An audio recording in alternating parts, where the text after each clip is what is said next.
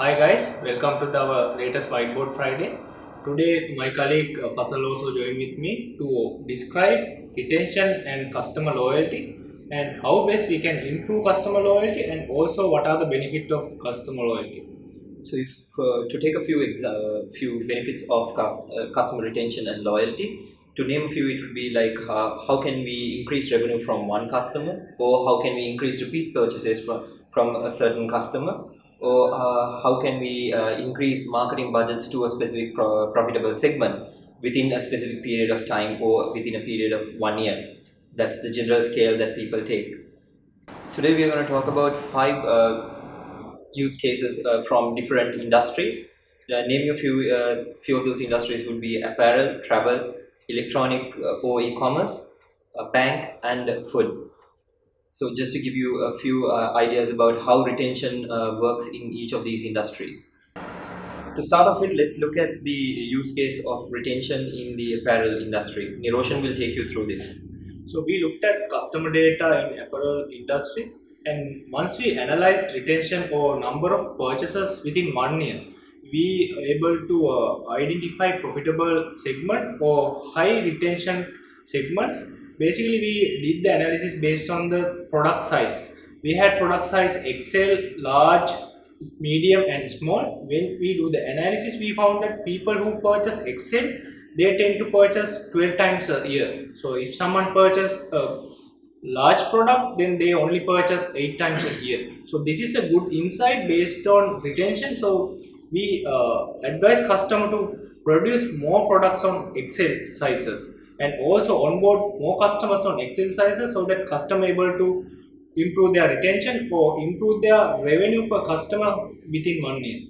So, like Niroshan mentioned, this can also be done for various other attributes or in the apparel sector. Like for instance, if you can do the same analysis for colors or even pattern types or the dress types. It can be a comparison between a dress and a top, or it can be between how people came through in which channel. Is it organic, AdWords, or Facebook? Likewise, it can also be broken down into other activities on the site, like how many pages did they visit, or what activities did they do on the website. Now let's look at a travel example.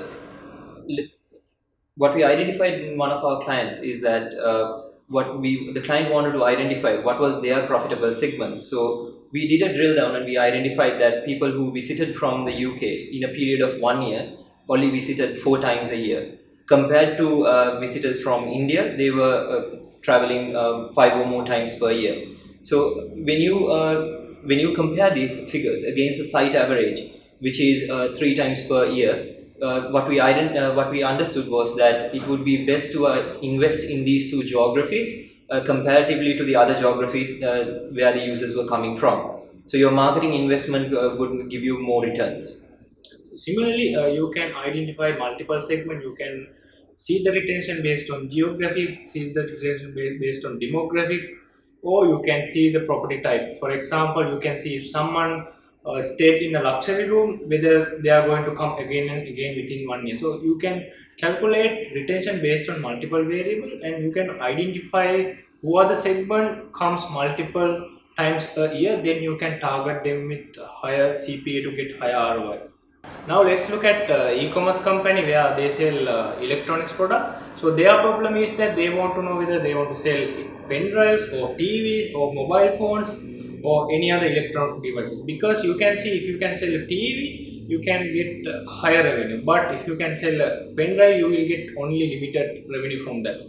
But you need to understand the retention to find out exact return from those customers. If you can check revenue for 2 years, we looked at revenue for 2 years from people who bought pen drives and people who bought TVs and people who bought mobile. From that, we found that people first buy pen drive, their revenue within 2 years is 1 million rupees. If someone bought a TV, their revenue is around 0.5 million per year. If someone bought a mobile phone, their revenue is 0.7 million per year. So from that, you can understand that for new customers, you should sell pen drives because eventually they are going to give you more revenue within 1 year. Likewise, what you can also do the same analysis for various attributes in the e-commerce industry. Like let's say for a first-time buyer in the e-commerce industry, you can do the same comparison in terms of brands that they have bought. Like is it Samsung or Apple that they bought? The same can be broken down further to say what products did they buy. Is it a smartphone against the brands, or is it TVs or any other smart gadget? At the same time, you can also look at this analysis in a different approach, like the product combinations that they bought. Did the person who buy the first time a TV and a TV bracket, or is it a phone and a phone case? And then compare what is the lifetime value of each of these customer segments, and then determine who are your profitable segments. By doing that, you can actually organize your product line, and also you can decide what is the marketing cost you can allocate for your marketing campaign, because you know that what is the return you are going to get within 2 years. Let's consider bank example. The bank wanted to acquire credit card customers, and they have multiple channels and multiple offers. So if you want to see the retention basically how much they spend within 1 year, the new acquired credit card customer, so that they can actually find who are the profitable customers and who are the unprofitable customers with less expenditure. So we looked at channel combination and offer combination. For example, you can see if someone came to channel A and looked at offer B and sign up for the credit card, they spend 10 million within 1 year. And if someone came to channel B, for example, it could be Facebook traffic or AdWord traffic, and looked at offer C, their expenditure is 0.5 million within 1 year. So you can understand that based on these numbers, you can pick the right channel and also the right offer to market, because you know that by spending marketing budget, you will get higher return because they are going to spend 10 million within 1 year. Now let's look at a food industry use case. In the food industry, what any proprietor would be looking at is how can you increase retention of its customers, or how can they get their customers to do repeat purchases.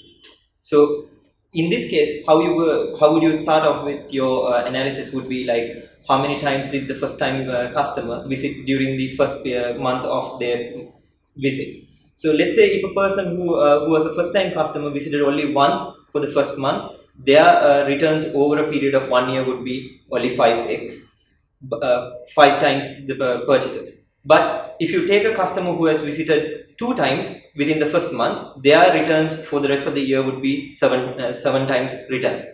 But if you take a customer with 3 times, his returns would be 12 times at the end of the year. Likewise, if you take 4 and 5 times visit, if they visit in the first month, their returns might be 13 and 14 times for the whole year.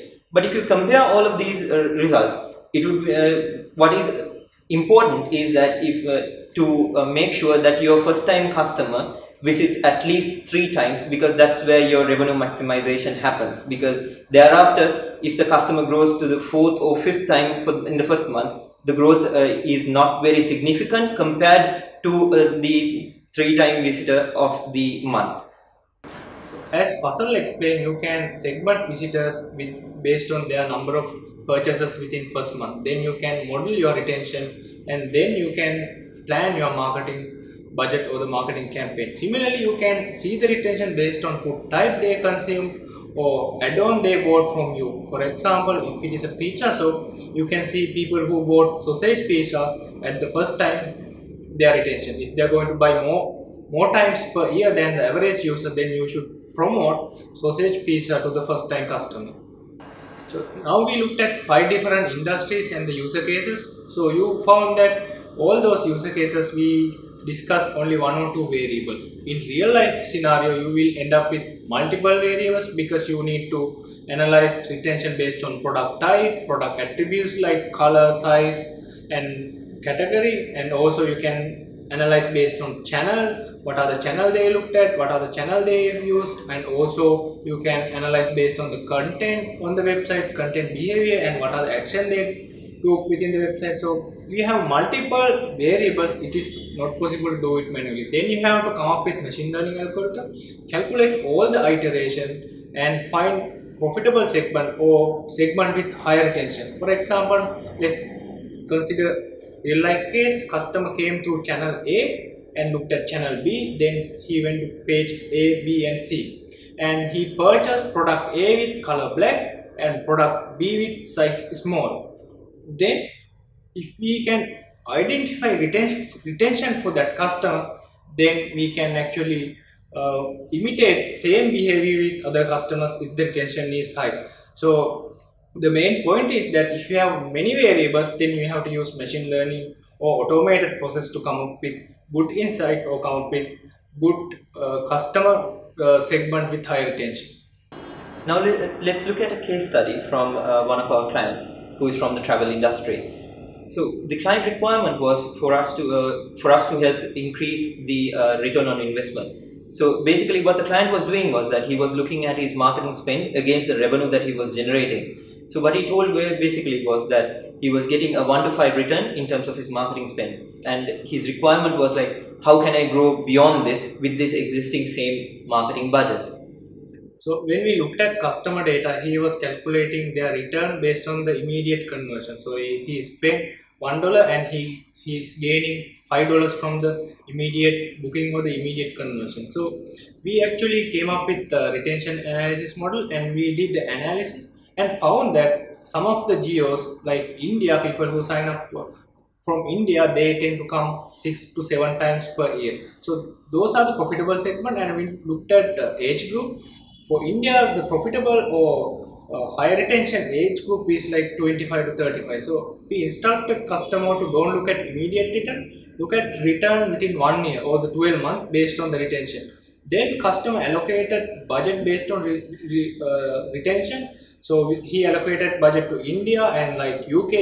We found that people who came through UK, they tend to come 5 to 7 times per year. So those are the profitable segment, because average customer tend to come only 3 times per year. So they allocate budget based on retention, and they didn't see return immediately because we planned the marketing campaign based on 12-month return for that customer. From that, continuously they see an improvement, and also within 6 months we were able to improve return $1 to $7, just because we identified the right segment based on the retention and based on long-term return for that customer. Now you know retention is a key KPI to measure. So start measuring retention and allocate budget or optimize your marketing campaign based on retention, because it will give you long-term return than short-term return. I hope this week's video was very useful and valuable for you guys. Until next week, see you.